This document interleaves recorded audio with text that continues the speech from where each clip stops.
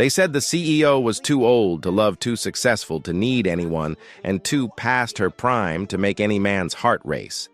That night, in a dimly lit cafe, a man said those exact words to her face while everyone watched in silence. No one spoke up. No one dared intervene. Until a black man, a single father sitting quietly in the corner, stood up.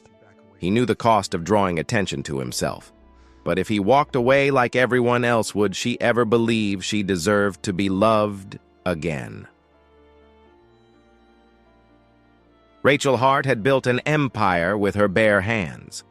At 44, she commanded a tech company worth hundreds of millions, led a team of over 2,000 employees, and had graced the covers of business magazines more times than she could count. But tonight, sitting alone in a corner booth of a quiet cafe after another 14-hour day, none of that mattered. She stirred her coffee without drinking it, watching the steam rise and disappear. 8 years since the divorce. 8 years since her ex-husband had looked at her across their kitchen table and said the words that still echoed in her mind. "You love your work more than you ever loved me." Maybe he was right. Maybe that was why she was here alone, while the rest of the world went home to someone who cared whether they lived or died. The cafe was nearly empty. A few couples whispered to each other in distant corners. A barista wiped down the counter with practiced indifference. And in a booth near the window, a black man spoke softly into his phone, his voice warm and gentle. "Yes, baby girl, I promise I'll be home before you wake up. Did you brush your teeth both sides? That's my Lily." Maddox Williams smiled as he listened to his 7-year-old daughter's rambling account of her day. He was 38, a single father who had learned to braid hair from YouTube videos and cook pancakes shaped like butterflies because that was what made his little girl smile.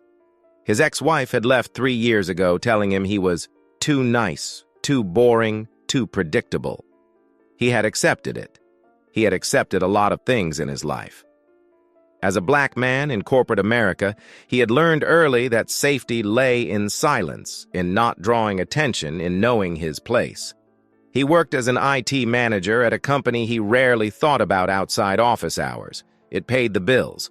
It let him be there for Lily. That was enough. "Good night, sweetheart. Daddy loves you more than all the stars." He ended the call and reached for his coffee, and that was when he heard the voice. "Well, well, Rachel Hart, the Ice Queen herself." A man had approached Rachel's table. He was tall, expensively dressed, with the kind of smug confidence that came from inherited wealth and a lifetime of never being told no. Rachel recognized him immediately. Derek Morrison, a businessman whose partnership proposal she had rejected 2 years ago. She kept her expression neutral.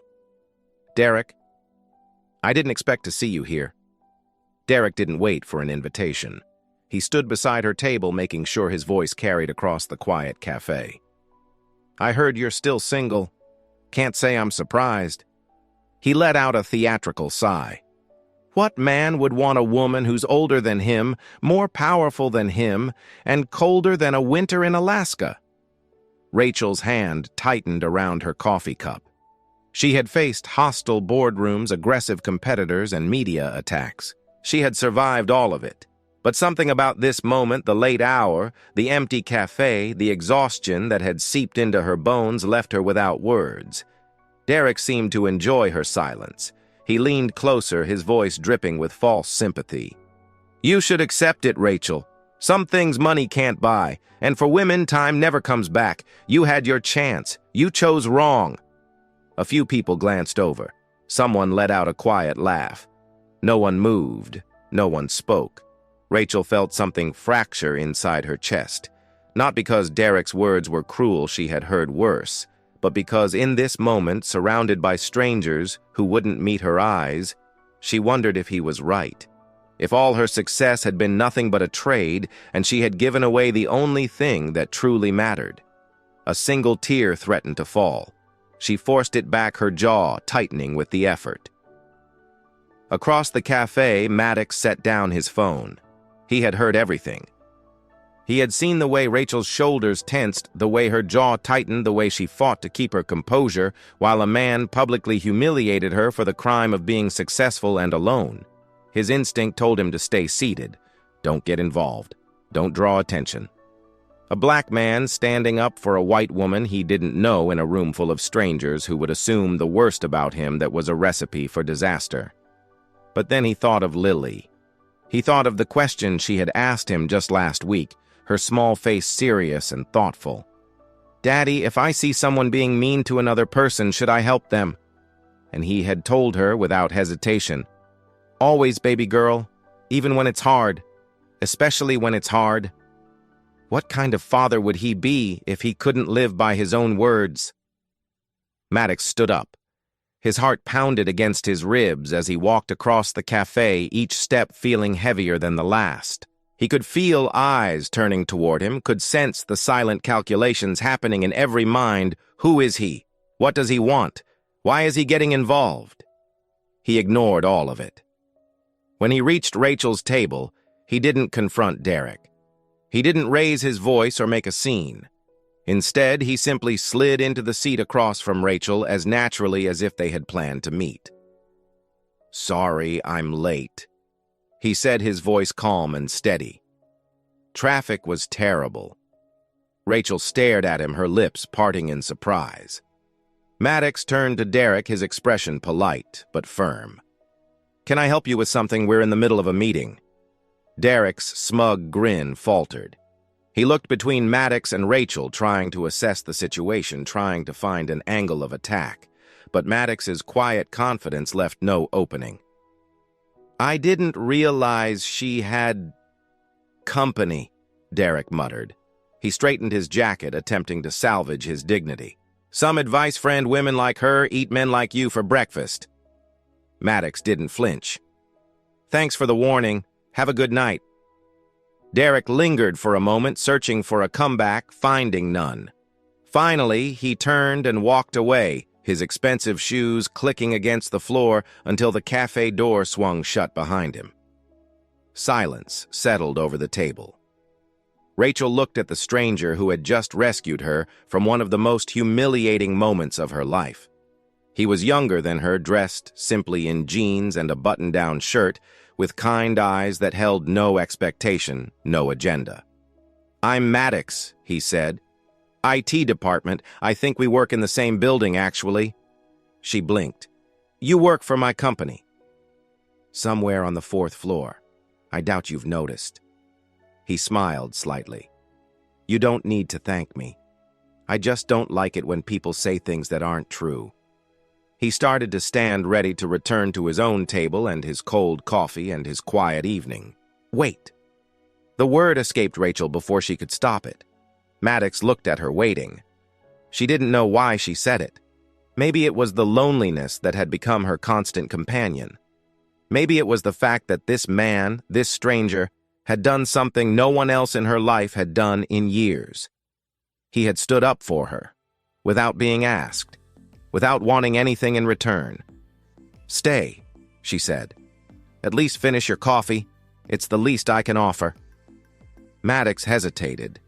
He thought about all the reasons he should politely decline the power difference, the potential complications, the gossip that would inevitably follow if anyone saw them together. Then he thought about the tear she had refused to let fall and the way her voice had trembled on that single word. He sat back down. "All right," he said, "but I should warn you, I'm not very good at small talk."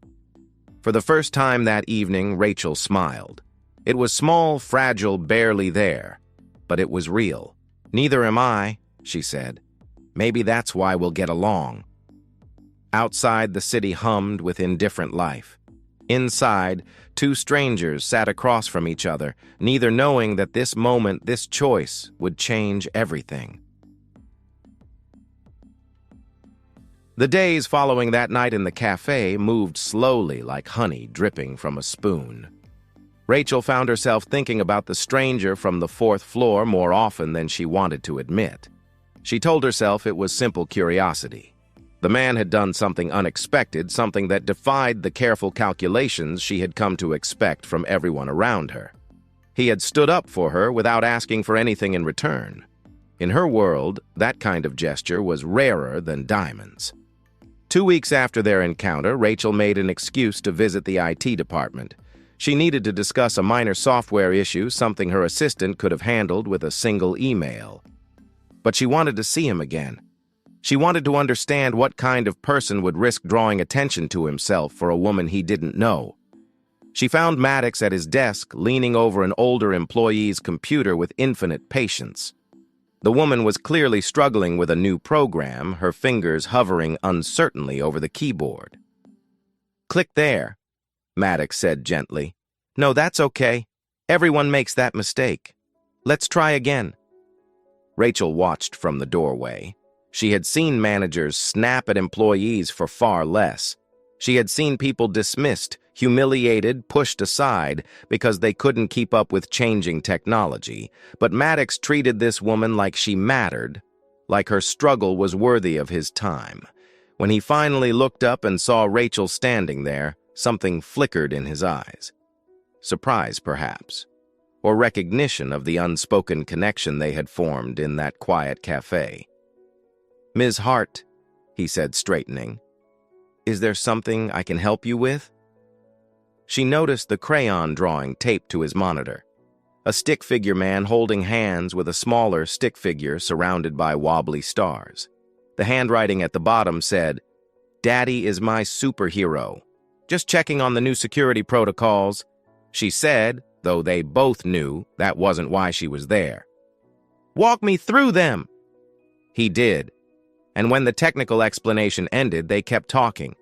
About nothing important. About everything that mattered. This became their pattern over the following weeks, brief conversations that stretched longer than intended, accidental meetings in hallways that felt less accidental each time. Rachel would find reasons to visit the 4th floor, and Maddox would find reasons to linger near her office. One evening, nearly a month after the cafe incident, they found themselves alone in the building. Rachel had stayed late to review quarterly reports. Maddox had stayed to finish a system upgrade. They met by chance in the break room, both reaching for the coffee pot at the same time. "You're here late," Rachel said. Maddox smiled slightly. "So are you.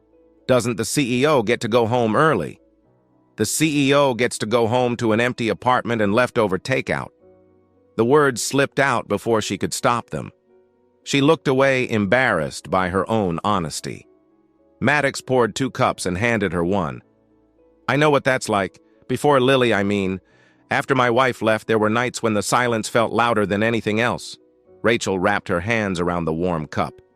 "How do you do it? Raise her alone?" "I learned." He leaned against the counter, his expression thoughtful. "People think men can't take care of children. But love doesn't require perfection.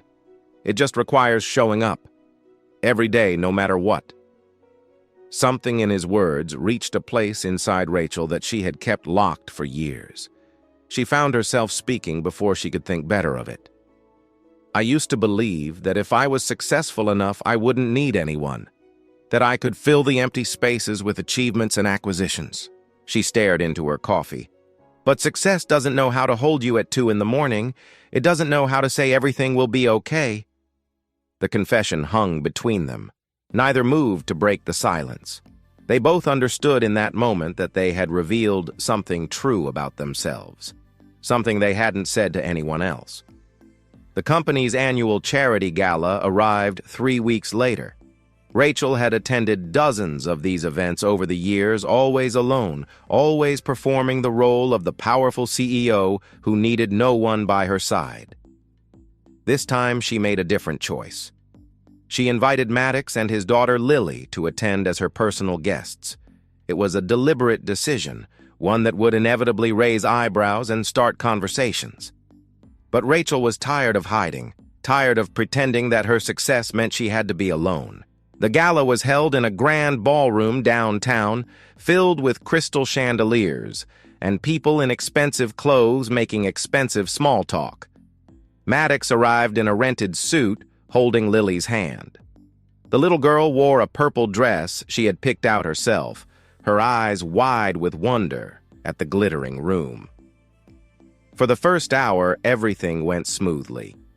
Maddox stayed by Rachel's side, quietly confident, despite the curious glances from other executives.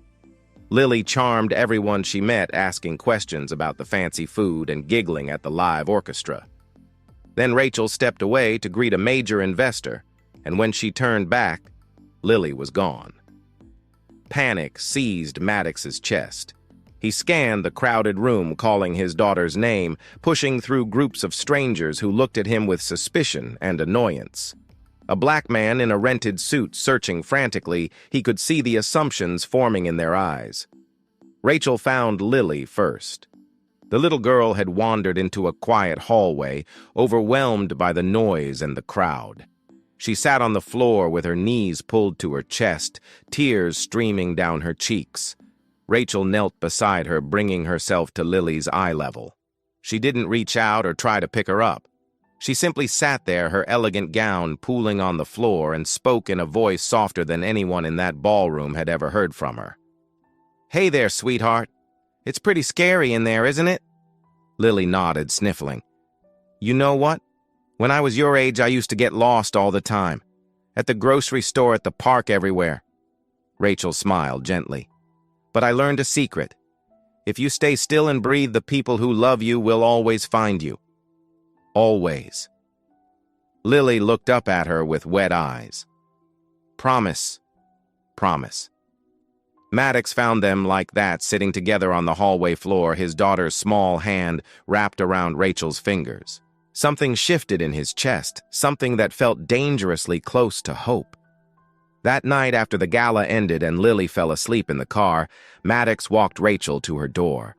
They stood in the quiet darkness, neither wanting the evening to end. "Thank you," Maddox said, "for what you did with Lily. You didn't have to. I wanted to." Rachel met his eyes. "She's wonderful, Maddox. You've done an incredible job raising her." He looked at her for a long moment. "I should probably warn you. People are going to talk about us." "Let them." But the talking had already begun. Whispers spread through the company like wildfire. The CEO and the IT manager, the powerful older woman and the black single father from the 4th floor. Someone had taken photos at the gala. Someone always did. "She's desperate," Rachel heard one colleague say when they didn't know she was listening. "Midlife crisis in real time." "He's using her," another voice added. "Classic move. Sleep your way to the top." The words cut deeper than Rachel expected. Not because they were true, but because they reflected every fear she had spent years trying to bury. That she was too old, that she was too much, that no one could want her for herself, only for what she represented. Maddox faced his own demons. A co-worker cornered him in the parking garage, speaking with the casual cruelty of someone who believed they were offering friendly advice. "Be careful, man. Women like her, they play with guys like us, then throw us away when they're done. You're just the exotic new toy." Maddox said nothing. He walked away, but the words followed him home, echoing in the silence of his apartment after Lily went to bed. Maybe they were right. Maybe he was fooling himself. A black man from the 4th floor thinking he could belong in her world. The fantasy was beautiful, but fantasies always ended. Rachel called him to her office the following Monday. She closed the door behind him, something she never did in regular meetings. "I know what people are saying," she began. "I know this is complicated. The power difference, the optics, everything." She took a breath. "But I'm tired of guessing. I'm tired of being afraid, so I need to know. What do you think about us?" Maddox stood very still. He thought about all the reasons he should walk away. The gossip that would follow them, the assumptions people would make about his motives, the invisible walls that society had built between someone like her and someone like him. Then he thought about the way she had knelt on the floor in her expensive dress, comforting his frightened daughter, the way her voice trembled when she spoke about loneliness, the way she looked at him like he was more than his job title, more than his circumstances, more than the color of his skin. "I think," he said slowly, that for the first time in my life, I don't want to know my place. I want to know who you are. Really. 3 weeks later, the company's security system was breached. It happened without warning, a sophisticated cyber attack that bypassed every firewall and threatened to expose confidential data from thousands of customers. Panic spread through the executive floors. Outside consultants were called in and failed. The company faced potential lawsuits, regulatory investigations, complete catastrophe. Maddox worked for 48 hours straight. He barely ate, barely slept, barely spoke to anyone except in technical commands to his team. This wasn't about impressing Rachel. This was his responsibility, his domain, and he would not let it fall. At 3 in the morning on the second night, Rachel appeared in the IT department. She carried 2 cups of coffee and set one beside his keyboard without a word. Then she pulled up a chair and sat next to him, watching lines of code scroll across his screen. "You should rest," Maddox said, his eyes never leaving the monitor. "The board meeting is in 6 hours. "You're here," Rachel replied simply. "I'm here." She stayed until dawn. When Maddox finally found the vulnerability and sealed it when the crisis passed and the company survived, something fundamental had changed between them. Rachel looked at him differently now.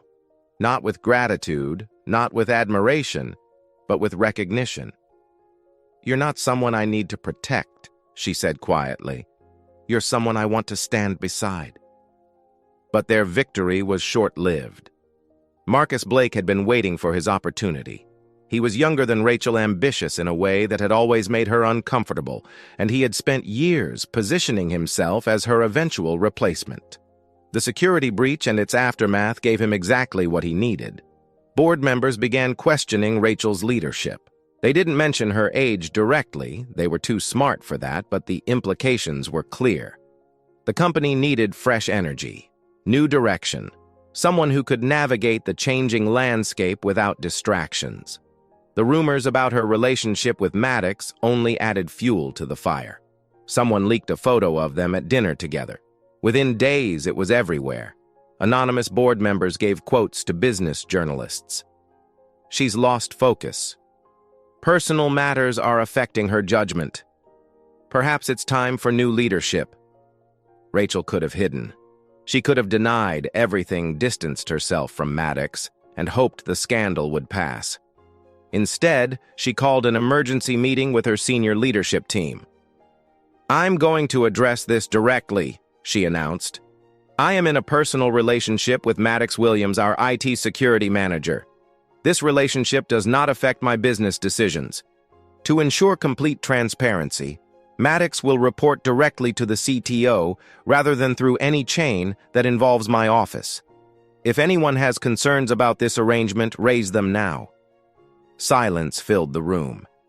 "If not," Rachel continued, her voice steady, "I suggest we focus on running this company." It was a bold move, but boldness had consequences. Marcus called for a vote of no confidence. Major shareholders began applying pressure. A meeting was scheduled for the end of the week, and Rachel knew that everything she had built hung in the balance. The article appeared 2 days before the board meeting. It ran in a major business publication with a headline designed to destroy 44-year-old CEO and her controversial romance, crisis, or scandal. Maddox read it alone in his apartment, the words burning into his mind. His phone buzzed with an anonymous message, "Know your place. Walk away before you drag her down with you." He stared at the screen for a long time. Every instinct told him to run, to protect himself, to accept that this was how the world worked. Men like him didn't belong in stories like this. He was supposed to be invisible, safe, unremarkable. Then his eyes fell on Lily's drawing, still hanging on his refrigerator. He had promised his daughter to always stand up for what was right. He couldn't break that promise now, but that didn't mean he knew what to do next. The night before the board meeting, Rachel sat alone in her apartment. The lights were off. A glass of wine rested untouched on the table beside her. Through the floor-to-ceiling windows, the city glittered like a promise she no longer believed in. She had fought so many battles in her 44 years.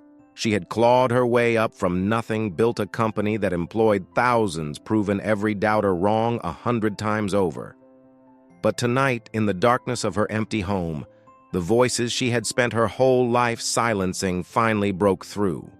Too old, too successful, too much. Maybe they were right. Maybe she had been foolish to think she could have both love and power. Maybe the world had rules for women like her, and she had been arrogant to believe she could break them. The doorbell rang. Maddox stood in the hallway, still wearing his work clothes, exhaustion written across his face. He had come without calling, without asking permission. Some things couldn't wait for proper channels. Rachel opened the door but didn't invite him in. Her eyes were red, though no tears had fallen. "You shouldn't be here," she said. "If someone sees you—" "I don't care." He stepped inside without waiting for permission. The apartment was dark, empty, silent. It felt like a museum dedicated to success, beautiful and cold and utterly alone. "I've been thinking," Rachel continued, her voice hollow, "about what's best for the company, for you, for Lily." She turned away from him, facing the window. "Maybe they're right. Maybe I've been selfish. You have a daughter to think about. You don't need to be dragged into my mess." Maddox moved closer, but didn't touch her. "What are you really afraid of?" The question cut through her defenses like a blade. "I'm afraid that tomorrow I'll walk into that room and fail," she admitted. "I'm afraid they'll look at me and see exactly what they've always seen: a woman past her prime, desperate enough to fall for a man who works in her company. I'm afraid that when I lose, you'll realize I'm not the powerful CEO you defended in that cafe. I'm just a lonely, middle-aged woman who wanted something she didn't deserve." Her voice broke on the last word. She turned away, not wanting him to see the tears that finally escaped. Maddox closed the distance between them. He took her hands in his, feeling them tremble. "That night in the cafe, I didn't stand up because you were powerful," he said quietly. "I stood up because what that man said was wrong, because you deserved better than silence." His eyes held hers, steady and sure. "And I'm here tonight for the same reason. Not because you're the CEO, because you're Rachel. That's always been enough." She looked at him through her tears. "And if I fail tomorrow, if I lose everything—" Maddox's answer was simple. "Then we figure out what comes next. Together." They stayed like that for a long moment, standing in the darkness, holding on to each other like survivors of a shipwreck. Rachel had spent her entire adult life being strong alone. She had never considered that there might be a different kind of strength, the kind that came from letting someone else carry part of the weight. "Will you be there tomorrow?" she asked finally. "I never planned to be anywhere else." The boardroom was full when Rachel arrived the next morning. Every seat at the long mahogany table was occupied. Marcus Blake sat near the head, his expression carefully neutral, though triumph flickered in his eyes. Major shareholders had flown in for the occasion. The air smelled like expensive cologne and barely contained anticipation. This was it, the moment everything would be decided. Marcus spoke first, his voice smooth and reasonable. He presented charts showing market volatility, referenced the recent security breach, expressed concern about leadership stability. He never mentioned Rachel's age directly, he was too smart for that, but the implications hung heavy in every word. The company needed fresh energy, new vision, someone without distractions. When he finished, he turned to Rachel with a smile that didn't reach his eyes. "I'm sure Ms. Hart would like to respond." Rachel rose from her seat. She looked around the room, meeting the eyes of people who had doubted her, underestimated her, and waited for her to stumble. Then she began to speak. "You want to talk about capability? Let's talk about numbers. Under my leadership, this company has grown 340% in 10 years. We've survived 3 economic downturns. We've expanded into markets that didn't exist when I started. Every person in this room has profited from decisions I made when everyone else said they were too risky. Her voice was steady, controlled, powerful. You want to talk about age? I'm 44 years old. That means I have 44 years of experience navigating a world that has never made room for women like me. I have 20 years in this industry and 10 years understanding this company better than anyone else in this building. She turned to face Marcus directly. You want to talk about my personal life? Fine. I am in a relationship with Maddox Williams. He is a man of integrity, intelligence, and courage. We have established clear professional boundaries. He reports to the CTO, not to me, and his performance is evaluated independently. He saved this company last month when no one else could. If my ability to recognize talent and character is a liability, then this board has bigger problems than who I choose to spend my time with. Silence filled the room. No one moved. Rachel wasn't finished. I have given everything to this company, my marriage, my youth, my chance at a normal life. I don't regret those choices, but I will not apologize for wanting something more. I will not apologize for being human. She sat down. Her heart pounded against her ribs, but her face revealed nothing. The board chair cleared his throat. We've also asked Mr. Williams to present his security assessment given recent events. Maddox entered the room. He wore his best suit, the same one he had worn to the charity gala. He carried a folder of documents and a flash drive containing every piece of data that mattered. He didn't look at Rachel.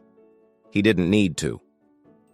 For the next 20 minutes, Maddox presented his analysis of the security breach with clinical precision. He explained the vulnerability, the response the solutions implemented, and the preventive measures now in place. He answered questions from hostile board members with facts, not emotions. He cited industry standards, referenced comparable incidents at competitor firms, and demonstrated exactly how much worse the situation could have been without immediate intervention. When he finished, even Marcus had nothing to say. Then a voice spoke from the far end of the table. Eleanor Mitchell was 68 years old and had served on the board for 15 years longer than almost anyone else in the room. She had built her own company in the 1980s, sold it for millions, and joined this board when Rachel was still proving herself. In recent years, she had been quietly pushed to the margins, her opinions dismissed as outdated, her presence tolerated rather than valued. Now she leaned forward, her sharp eyes sweeping across the assembled executives. I've sat in this room for a long time, she said. I've watched male CEOs survive scandals that would have ended any woman's career. Affairs, financial impropriety, decisions that cost this company millions. None of them faced a vote of no confidence. She let the words settle. Ms. Hart's crime, as far as I can tell, is being a successful woman over 40 who had the audacity to fall in love. If that's grounds for removal, then we should be honest about what kind of company we want to be. The silence that followed was deafening. When the vote was called, Rachel kept her eyes forward. She had done everything she could. The rest was beyond her control. The final count was 7-4. Rachel would remain as CEO. It wasn't a landslide, it wasn't unanimous approval, but it was enough. As the board members filed out, Maddox caught her eye across the room. He didn't smile, didn't make any gesture that could be interpreted as inappropriate. He simply nodded once, and she understood everything that nod contained. They had survived. Together. 1 year later, Rachel sat in a familiar cafe with Maddox and Lily. The same cafe where everything had started, where a stranger had humiliated her, and another stranger had changed her life. So much had changed since that night. Maddox had been promoted to Chief Information Security Officer after a rigorous external evaluation process, a position that reported directly to the board, removing any question of favoritism. Their relationship had weathered scrutiny, gossip, and doubt, emerging stronger for having survived it all. Lily was drawing on a napkin, her tongue poking out in concentration. Maddox helped her choose colors, suggesting purple for the sky because ordinary blue was boring. Rachel pretended to read a report on her tablet, but her eyes kept drifting to the two people across from her. A young woman approached their table, nervous and hopeful. She couldn't have been older than 35. "Excuse me, you're Rachel Hart, aren't you?" Rachel looked up, expecting another business proposition, another request for a meeting. "Someone recorded your speech at the board meeting," the young woman continued. "It leaked online. I've watched it probably 50 times. She twisted her hands together. "I'm 35. No husband, no kids. Everyone keeps telling me I'm running out of time, that I've already missed my chance. But when I watched you, I thought, maybe they're wrong. Maybe they've always been wrong." Rachel set down her tablet. She looked at this stranger who carried the same fears she had carried for so long, who heard the same voices telling her she wasn't enough. "They are wrong," Rachel said firmly. "They always have been. But don't wait for someone else to tell you that. Tell yourself every single day until you believe it." The young woman thanked her and walked away. Lily looked up from her drawing. "Miss Rachel, are you famous?" Rachel laughed softly. "No, sweetheart. I'm just old." Maddox looked at her across the table, his eyes warm with everything they had survived, everything they had built, everything that still lay ahead. "That's not such a bad thing," he said. She reached across the table and took his hand. "No, it's not bad at all." Outside the cafe window, the city moved on, indifferent to the small miracle happening inside. Two people who had been told they didn't belong together. Two people who had chosen each other anyway. The world would keep telling them no, that she was too old, that he was too ordinary, that some stories weren't meant to have happy endings.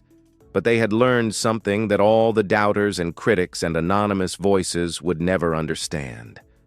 When everyone says it's impossible, sometimes all it takes is one person brave enough to stand up, even if that person is you. Especially if that person is you.